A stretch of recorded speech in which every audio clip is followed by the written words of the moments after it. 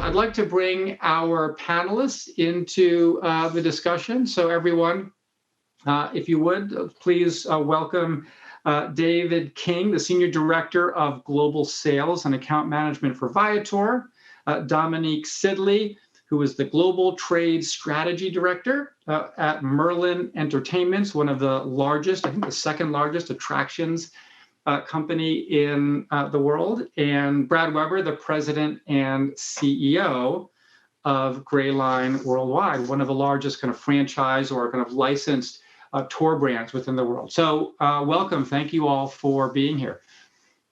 Thank you, Douglas. Thank you, Douglas. So look, let me start just first. So on the one hand, I am well, I guess naturally kind of an optimist for our industry, an enthusiast and supporter of it. And I believe very strongly that when travel does come back, it's going to come back pretty robustly. But at the same time, we're being very conservative when we look at the outlook for the summer, given all the uncertainty. I'd just love to get a take from each of you. How are you thinking about the summer season and the rest of 21, rather than looking backward? Like let's look forward. What are you seeing? What are you planning for? Dominique, I'll start with you. Thank you, Douglas. I guess Merlin, you touched on it at the outset there, the scale of Merlin. I think we are benefiting from having attractions all around the world because our APAC and US regions are helping us to plan for all other regions as they kind of ride the wave slightly earlier than other areas.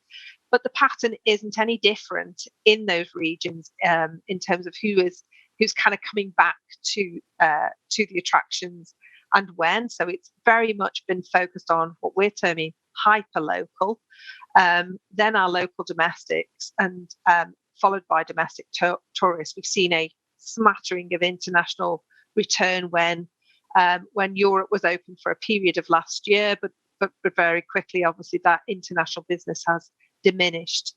So for us, we're kind of following that pattern, and we've used the lockdown as I think, again, a number of companies has to accelerate our digital integration program. And so all of our regions now are pretty much voucher free, moving towards kind of a much better customer experience, much better customer journey. I'm smiling actually when I was sitting thinking about what I was going to tell you, because actually it was Dave and Viator who were our very first ever integration. It seems a million years ago now.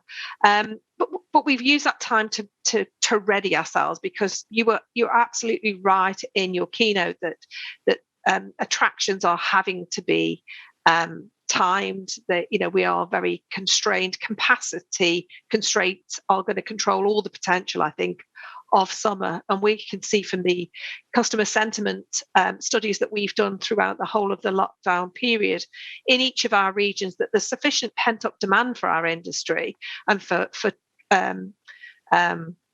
tours and activities, without doubt. But having those constraints for us as an industry, around the 55 to 75% of our 2019 deliverables, is probably the biggest challenge that we've got as well going into this summer season. So we would like governments to undertake a review of the capacity restrictions. In the time that we've been operating in the US and APAC, we haven't had any incidents that have been triggered at an attraction of COVID, that through track and trace and the various systems. So I think we've got enough measures in place to make us super COVID safe as you can be. So providing attractions are abiding by those rules, I think we do need to have a very swift undertaking of those restrictions. So let me just, Dominique, a follow up on just a couple of things. So one, specifically, what are some of the restrictions that you would call for being eased, or what are some of those that you think are really too onerous or unnecessary for the attraction sector? I think it's around the social distance. If you have sufficient safety measures in, we temperature check visitors on arrival. We have hand sanitization. We adhere to all of the mask restrictions in all of our attractions. It's mandatory. So then on top of that, with a 2-meter social distancing protocol, it means that the amount of people that you could have in an indoor attraction particularly is restricted. And if we could ease some of that, it's a little bit easier for our outdoor attractions. And as you said, the demand is higher for the outdoor attractions. And for Legoland Florida, for example, we're not quite at 2019 levels, but we're not far off. And so we are meeting our capacity cap. So that the difference between our capacity cap and achieving our 2019 visitation is around the restrictions. So that's the I guess will be the challenge until we can review that. So Brad, so what about you from the tour side, and you've got kind of visibility into this from your licensees and partners all over the world that fly the Grayline flag. What are all of your partners seeing as you look out for the rest of 2021? Yeah, I'll be honest with you. It's if we would have had this conversation a year ago, we were putting together all of our rolling forecasts. We do it on a month-by-month basis. We do pulse surveys of we call them licensees, not franchisees. Are they open? What kind of business are they running? What products are for sale? If you'd asked me a year ago, I'd say this summer we're looking at maybe 75, 80% of 2019 levels. You asked me here today, we're nowhere near that. Charlotte pointed out, Dominique pointed it out very well. One of the key things that we have going for our organization is we're global, and certain regions are clearly doing better than others. But, my crystal ball for summer 2020, 2021 is if we're at 50% of 2019 levels, I think we're going to have some of our licensees that are pretty happy. All of the things that she was talking about impact us too. Social distancing, 2 meters in an attraction is really spaced out. You apply 2 meters to a vehicle and you can't put a lot of people on a bus. We have a lot of large format tours that we do. In fact, I was talking to one of my buddies that runs one of our locations the other day. This time of year, normally he'd be doing 800 to 1,000 people a day. Just last week, it was 80 to 100, and he was happy. So I think we've all had to reset our priorities, reset our expectations. We know what's in front of us. Like Dominique said, I think most of us have taken a look inside over the last year and said, hey, what are we doing? And more importantly, why are we doing that? And are there things we can retool for our business so that when this demand does come back, and I agree with you, the demand is there. I mean, if you look at all the terms that are thrown around, is it revenge travel? Is it vaccinations that, people that have their pent up money that they're just looking to spend when they go out in the world? We want to be ready. And I think one of the most important things that we all need to do in this space is just reduce the friction for the consumer. I mean, there's enough friction already brought on by COVID. Pretty much every country, every jurisdiction in this country, it's state by state and even city by city. You have to really be in tune to what's happening to know what to expect when you travel. So to the extent that we can reduce friction for our guests, that's what we're about. And we spent a lot of time over the last year working on just that. So Brad, just with regard to vehicles, a lot of your licensees are bus operators and have done traditional large group tours. What kinds of shifts are they making in terms of product? I mean, we hear a lot about kind of a shift to small group, a shift to local, but when you've got a fleet of 40, 60 seat buses, I mean, what is that? How do you pivot your business like that?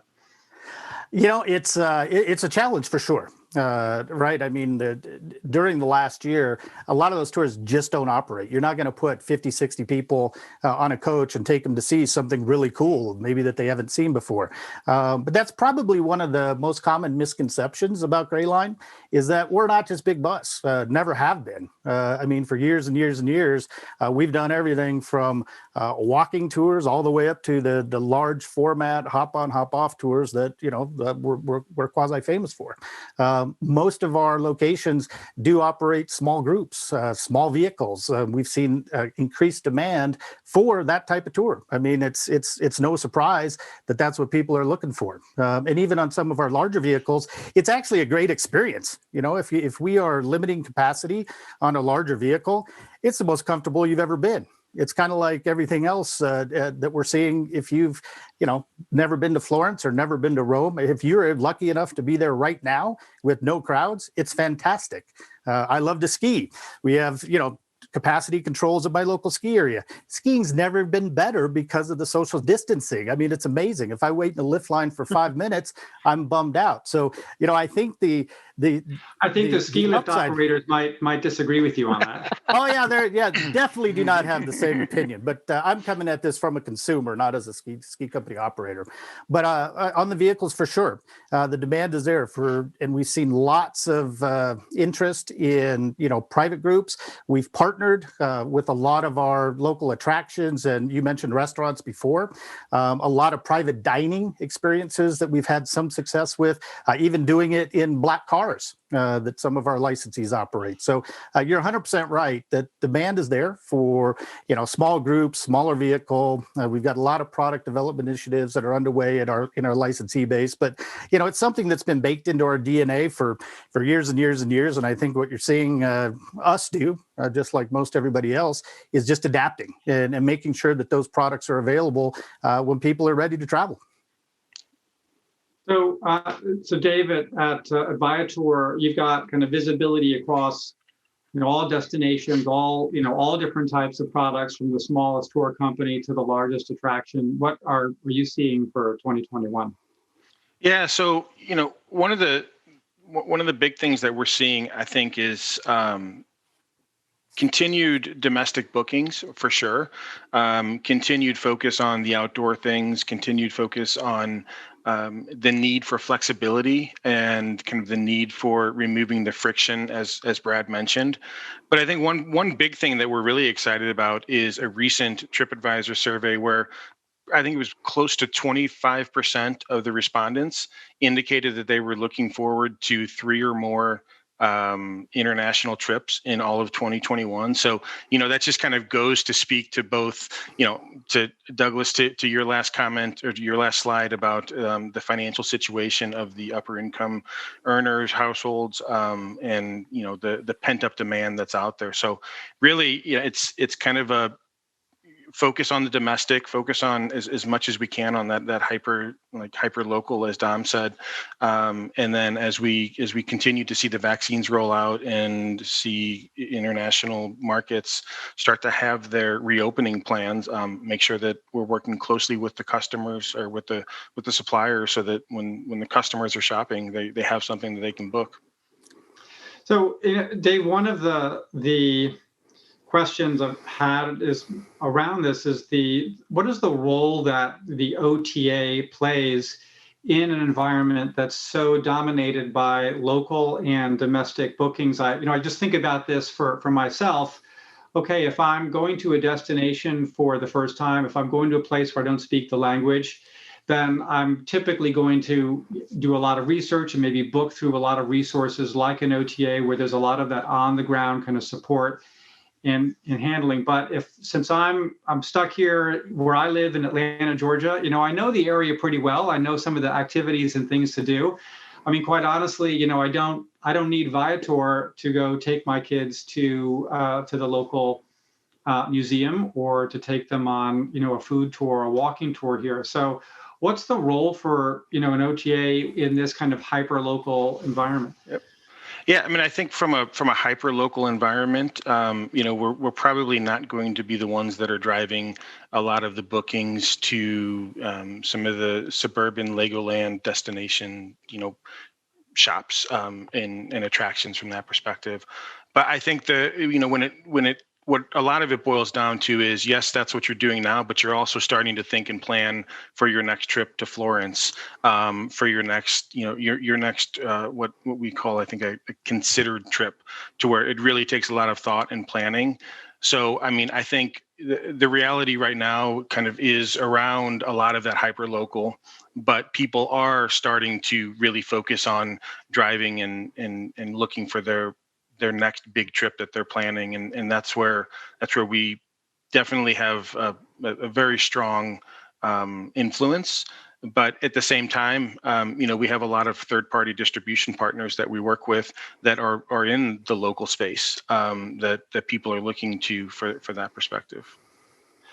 So has the booking window shifted quite a bit? Because as you know as well as I, so this sector has really been very kind of a last-minute type of booking market. In fact, and Viator, yourself have really tried to push that among your operators to really to open up those those last-minute kind of booking slots. So are you now seeing advanced booking windows really go much further out? So we're seeing two very distinctly different paths. In 2020, we saw around a 60% increase in same-day bookings, but at the same time, we're starting to see those international trips that are being shopped for and booked for between a 60 to 90-day plus booking window. So, as much as I would like to not have to say we're kind of seeing both, that is the reality of what we're seeing. And in that 60% growth of same day bookings was most of 2020 and part of 2021, and we're starting to see more of the longer booking window through January and February of 2021. Just one quick follow-up on that, because I know a lot of operators are struggling with cancellations right now. In fact, I spoke to one company recently who said that, they do kind of larger kind of multi-day tour experiences, but they are actually now evaluating every booking that comes in to measure whether or not that booking is going to hold, because companies are continuing to push back departure dates, and so there's a very high cancellation rate. Are you seeing that as well, and how are you working with operators to address that issue? Yeah, as I think everybody knows, when the pandemic hit, we were very, very customer centric, and we were very focused on making sure the customer could book. The reality when it comes down to kind of day-to-day bookings is we have the vast majority of our products are on our 24-hour cancel policy, and even those, those can be canceled in some sort of extenuating circumstances where we work with the supplier to make a cancellation. So, as far as like a massive uptick in cancellations, there's not that going on right now, but I think a lot of that has to do with the fact that customers are booking closer in, they're making mobile bookings and things like that. So they know they're going before they hit submit. Brad, how has the Grayline organization dealt with the whole issue of cancellations? This has been an ongoing challenge for the industry. Yeah, thanks. There's a lot of things I wanted to forget about 2020, and that was one of them.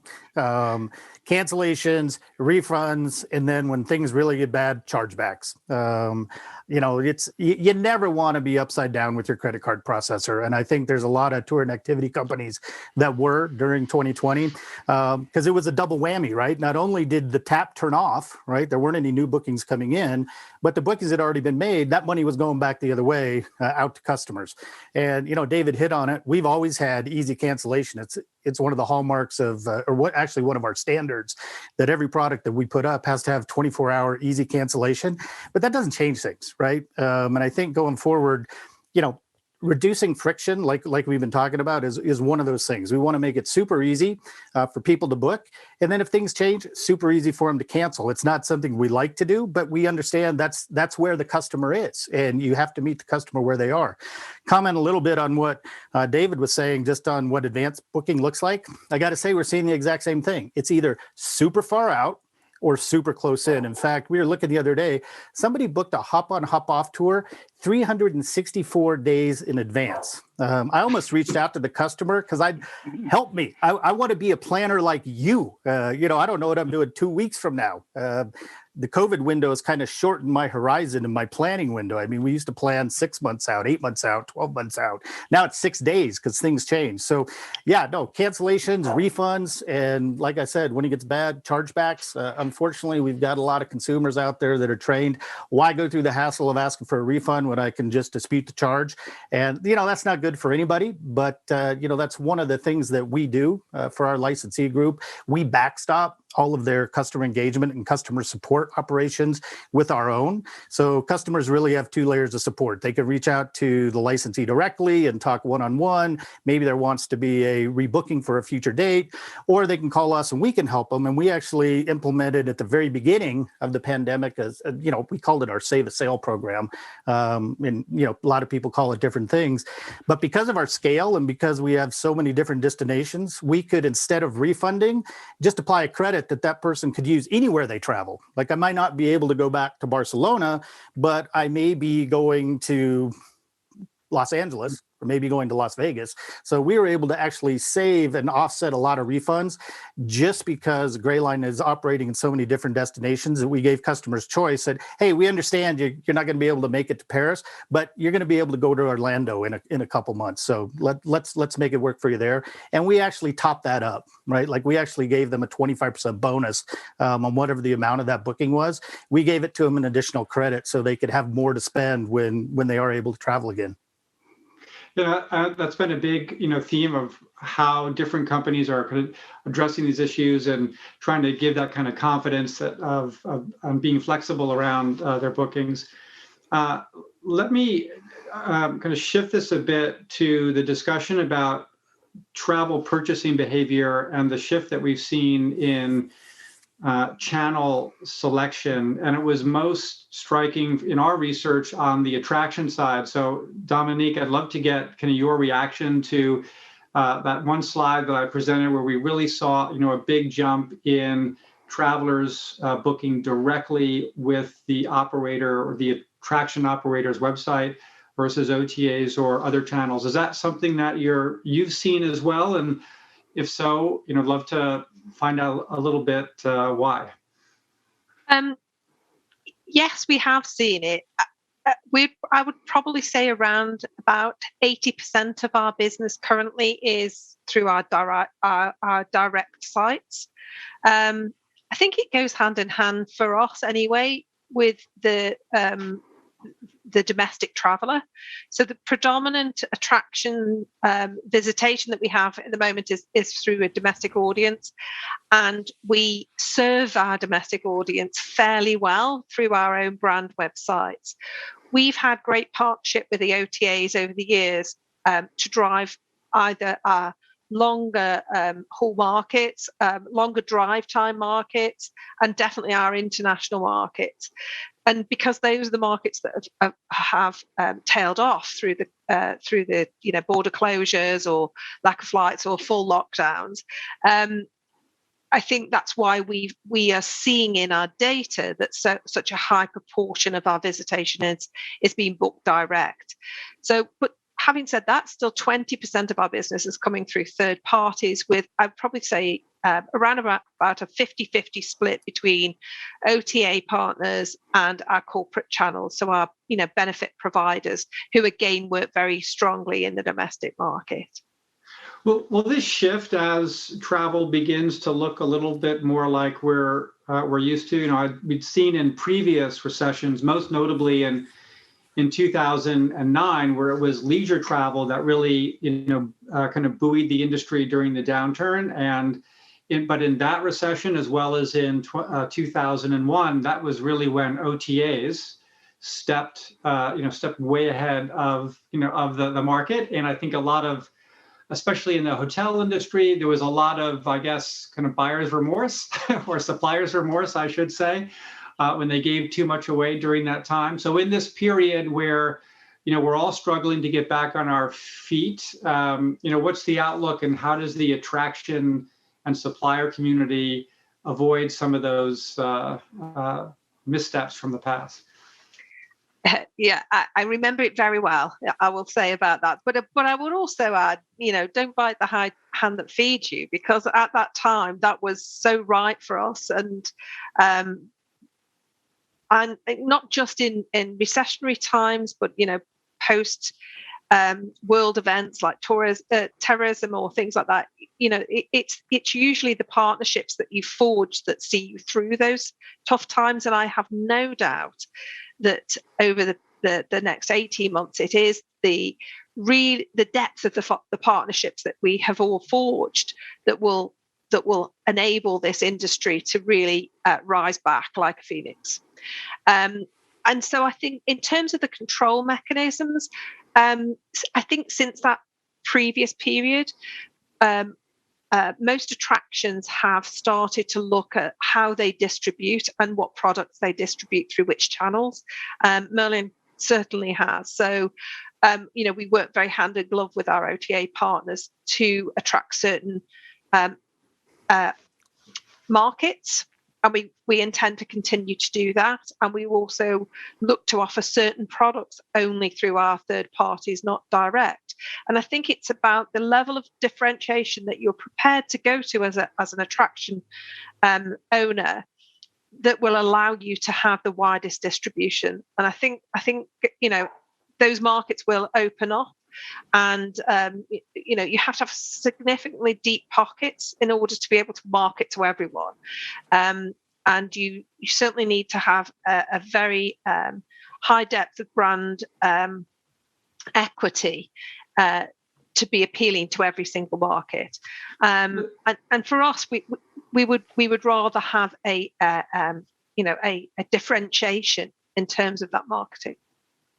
Just one kind of follow-up point on this. So a big shift in technology, especially on the attractions side over the past year. There's like an amazing story of attractions that are literally within a matter of weeks overhauling systems and implementing timed entry and other features to adhere to local capacity restrictions. This is causing kind of ripple effects downstream in terms of distribution, where certain OTA systems may not be able to support some of these new requirements. How has Merlin addressed this? Has this been an issue for you, and also in working with some of your trade partners, whether it's an OTA or others? I guess we were slightly ahead of the curve because we knew we wanted to get to this point. It was actually one of our strategies to be voucherless by 2020. I mean, COVID actually accelerated that. So we were slightly ahead of the curve, and that we knew we needed to do something. With some of our attractions were already challenged by capacity, like the London Eye. So we had to be timed and data ticketed. And then we extended that throughout our major cities because the model works very well. We still don't insist on time ticketing for our outdoor attractions, our theme parks, where capacity is broader. But we do have dated tickets there. So over a course of time working with our partners, we've moved our expectation of them and in our partnership of them. We've also underwritten that with a strategy of working with fewer, bigger and more digitally integrated partnerships, so that we do take advantage of the aggregator networks. So if there are smaller partners that cannot integrate with us, or from a financial or a technical aspect, there are, whether it be Ingresso or one of the other aggregators that we work with, there are platforms that we've started to move that dial with. And I think now more and more of our trade partners, even the smaller more independent tour operators, understand that this is going to be the new norm, so they're getting on board. Got it. So Dave, just to you on that. So it sounds like Merlin has been a little bit I think ahead of that curve already, but I know a lot of attractions have made some pretty dramatic shifts. What's been your view from Viator? Have you been able to keep up with some of these changes like timed entry? Yeah, I mean, timed entry is something that we've kind of thrived on for, even pre-COVID, with some key attractions having it. It's kind of been interesting.